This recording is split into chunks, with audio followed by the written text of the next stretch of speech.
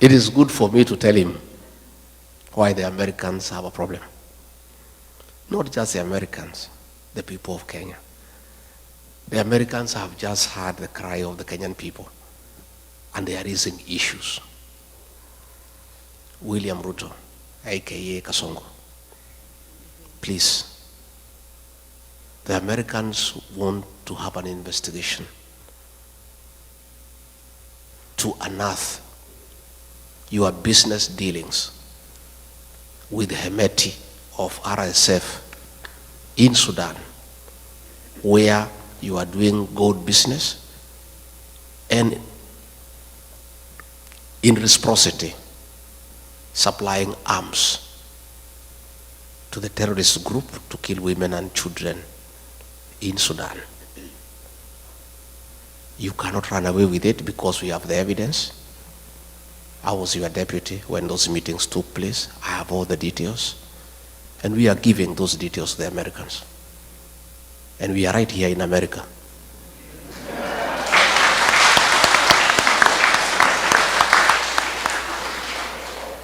And much as you think we are stupid, don't just think we are just here, just moving around. We are also here to put the Kenyan case to the American government and to Congress and to the Senate.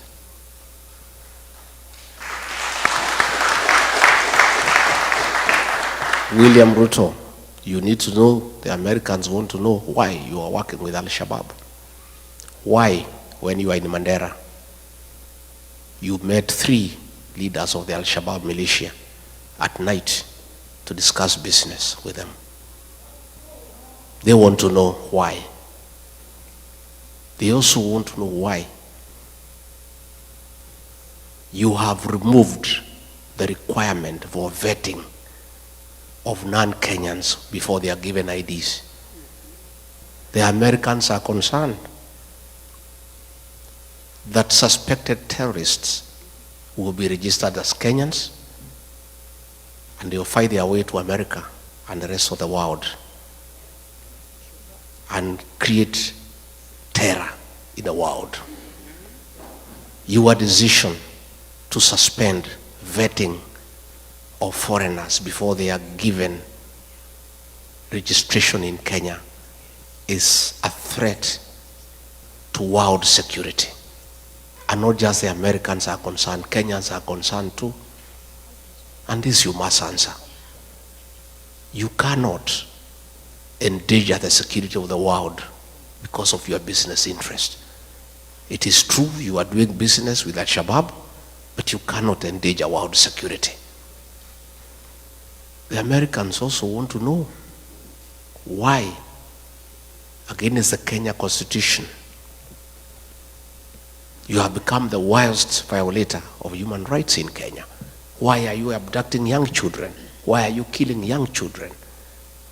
Why did you abduct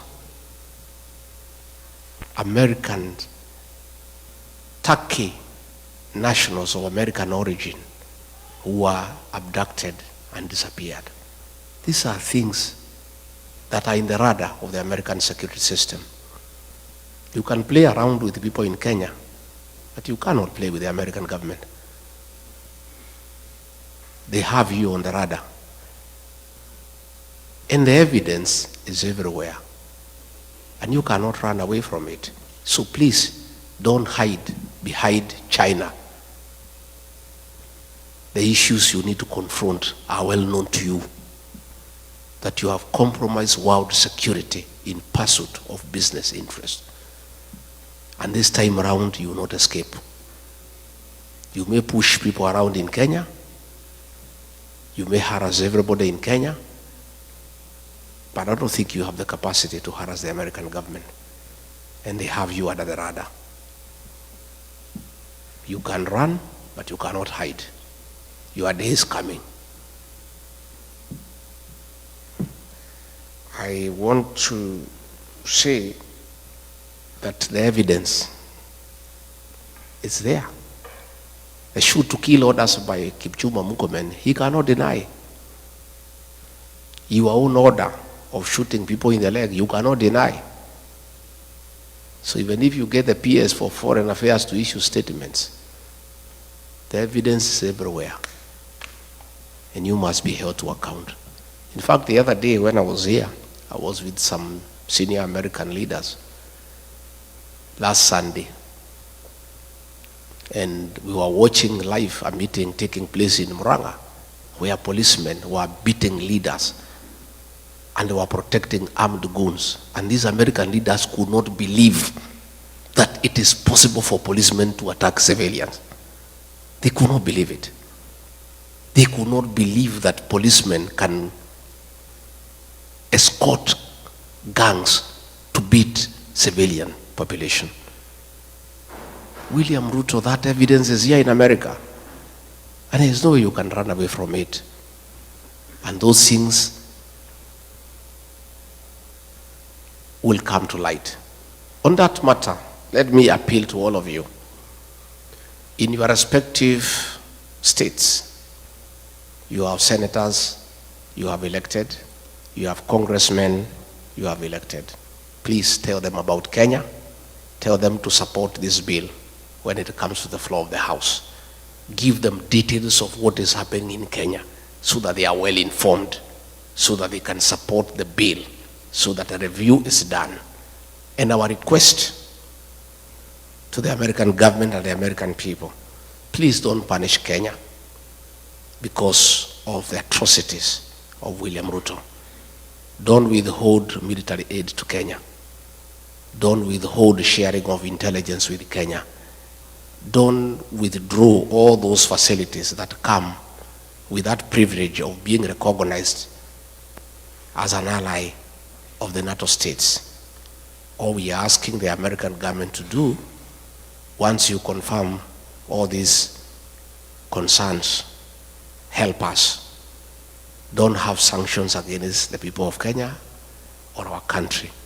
Please, just do the right thing. Impose sanctions on William Ruto as a person, never to come to America.